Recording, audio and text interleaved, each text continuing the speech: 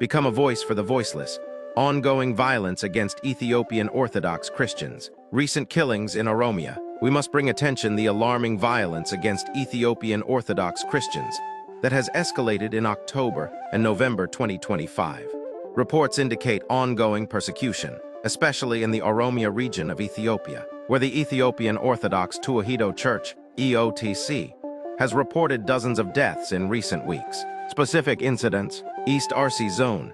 In October 2025, over 25 civilians tragically lost their lives in this area alone. Eyewitnesses described assailants as unknown gunmen, suggesting these were targeted religious attacks. This is not just a statistic. These were lives cut short, families shattered, and communities torn apart. Shirka district.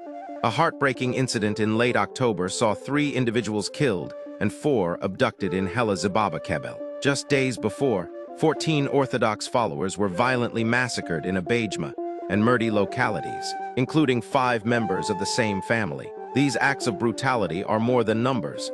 They represent a systematic campaign against a community. Abamsa village. On November 3, 2025, another report confirmed the deaths of 6 individuals in Abamsa village. This cycle of violence cannot continue unnoticed. Broader context: we must recognize that these acts are part of a longer, distressing narrative of systematic persecution against the EOTC in Oromia, a crisis that has persisted since 2016. The issues are complex, but here are some critical facts. Systematic targeting.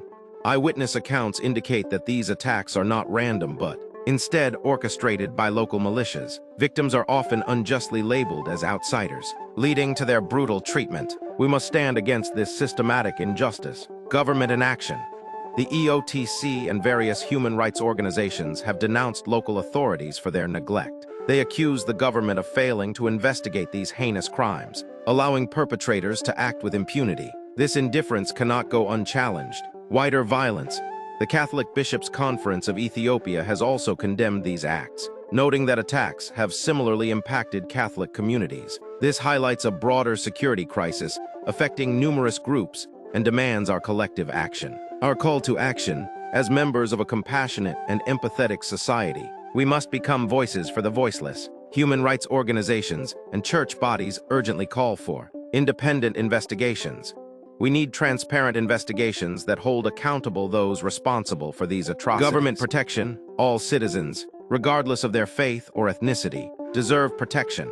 We must demand that authorities ensure the safety of vulnerable communities. We cannot remain silent in the face of such injustice. This is not merely an Ethiopian issue. It affects our shared humanity. By elevating the voices of the oppressed, we can help shine a light on their suffering and advocate for change. Join the movement. What are your thoughts on the ongoing violence in Ethiopia? Share your views in the comments below, and let's work together to support those facing persecution. Let's make our voices heard for those who cannot speak for themselves. Sources: Ethiopian Orthodox Tewahedo Church reports, Associated Press, Human Rights Watch, and Amnesty International.